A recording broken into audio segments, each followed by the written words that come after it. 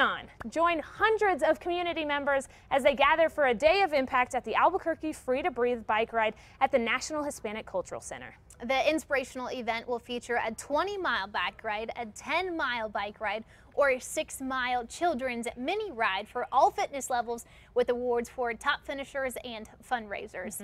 And joining us now is the chairman for the Albuquerque Free to Breathe lung cancer bike ride, along with lung cancer survivor Ashley Rivas. Did I say that right? Rivas. And Martin. Martin, Martin, correct. Yes, there we go. So much Yeah, for joining thanks for joining us, guys. Thank you for having us. So, who was the Annette Ledger that founded? Who was Annette Ledger? She founded it originally. She founded the Okay. Albuquerque Free to Breathe lung cancer bike ride. She Okay. was my sister. She was diagnosed with stage 4 lung cancer in 2010 after being sick for about a year and a half. Non-smoker, completely fit, athletic, and she finally had to ask a family physician friend for a chest x-ray because her doctors would not give her one, and she went to 2 or 3 pulmonary experts. So knowing that she did a lot of trials, but knowing that the research was not going to beat her cancer, her diagnosis, she went to a Free to Breathe conference and said, I'm going to do a bike ride. And when she said, I'm going to do a bike ride, she did. And that was in March 2012, the first one. Okay. Subsequently, she passed away in August of that year. Wow. So she found that out, and then she decided that she wanted to have a huge impact on her community. So she decided to start this bike ride. Well, yeah, that's it. I mean, she was in the medical field, and knowing where the research was, there is not a whole lot of support for all cancers in Albuquerque, but for lung cancer in particularly, it's a stigma about smokers, and actually probably 1/3 of all lung cancers are non-smokers, and the majority of those actually are women. And so this event, not only is it to honor her, but it's also to raise awareness, because like you said, she was fit, she had everything going. There's that stereotype of, oh, smokers are the only people who kind of suffer from these things. That's not true. No, well, it's awareness on 2 levels. First of all, you have awareness of the patient. Yeah. You know, you have to take charge of your body. If they're not taking care of it, you demand it. She said, demand a chest x-ray, go back. Yeah. And then the other part of the awareness is on the part of family practice care physicians, and saying, hey, well, this is serious, it's not getting better. Since I've got involved, the first year I did PR, and I did a team and did a lot of fundraising. But since then, when I took over the chairmanship for the second one after she passed away, the stories you hear over and over again. I was sick for a year. By the time I was diagnosed, it was stage 4. Wow. At the point that it's stage 4, your chances of survival are not high. Now, speaking of stories, Ashley, tell us a little bit about your story. I was diagnosed with a neuroendocrine carcinoid tumor in 2013. Wow. And then, like Martine was saying, it took several years for them to diagnose that.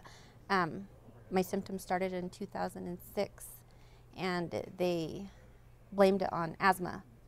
And I kept having symptoms. Yeah. Eventually, the asthma was turning into pneumonias. I never got a chest x-ray. And fortunately, I'm an x-ray tech, so I did my own x-ray in 2013 and found a spot. And I had somebody with a more skilled eye look at it, and they advised me to go to the doctor. Well, I went to the doctor. They did a second set of chest x-rays, and they told me that I just had pneumonia. That's so crazy that you had to be the person that found it out. And then I had to go back again because they told me that I just had pneumonia after I went to the doctor, and then I demanded another set of chest x-rays. Fortunately, the radiologist that read them that time noted the mass, and then it kind of snowballed from there. A few months after that, I was in the operating room, and they removed most of my right lung. Wow. And how are you today? Excellent. My prognosis is very good. I've been cancer-free for almost 2 years now. I'll be celebrating my 2nd anniversary in May. So. Now, a question that, I'm sure people watching why is lung cancer so poorly funded? Well, I think we really have to give kudos to the breast cancer people, because they have done an excellent job of getting the word out there. Yeah. And I just it just boggles me because 1 in 3 people know somebody with lung cancer. The amount of money that the government spends per death for lung cancer, colon cancer, and breast cancer is about 15,000 per death per person, and for lung cancer it's about 500. Okay, so let's talk about what we can do. Let's talk about the event. How can people get signed up? Do you need volunteers? What do you need for the event?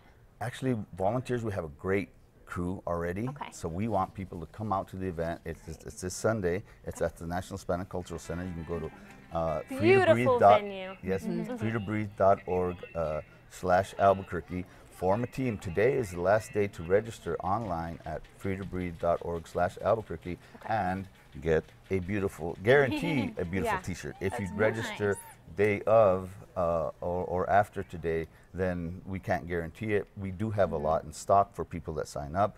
It starts, registration day of starts at 8. And this year we are raffling a beautiful Disket, which is one of those outdoor like big woks, and you can cook anything in it, and it's provided by Disket.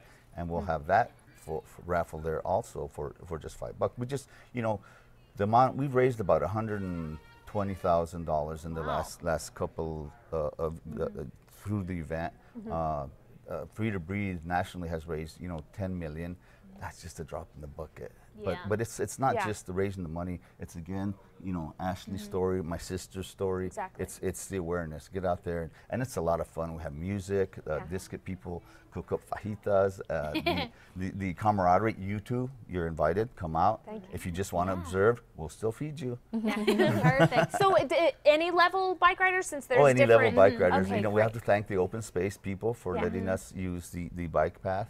And the bike path is just a lovely ride. I think at the National Hispanic Cultural Center, you know, the trees are in bloom, and it's a lot of fun. It's you know, the biking community, cycling community, you know, they come out and they mingle with the cancer community, and it's just fun. The camaraderie is great. And, Great. And I might add, perfect weather on Sunday. Warm and sunny, I so have been- no See, there excuse we go. not to get out there. Kristen, I have been watching you, and I've been waiting for that, and you Just said it for this you morning. guys. Perfect bike riding Right. weather. You got to be there. And Ashley, I assume you're going to be there too? I'll be doing the 20-mile ride. Oh, all right. Okay, well, you. thank you so much for coming in. Thank you for sharing your story, and Thank thank you for you. sharing your story, and congratulations. Yeah. So if you guys want any information on the Free to Breathe bike ride, just head over to CASA.com. We'll have all the information there. We'll still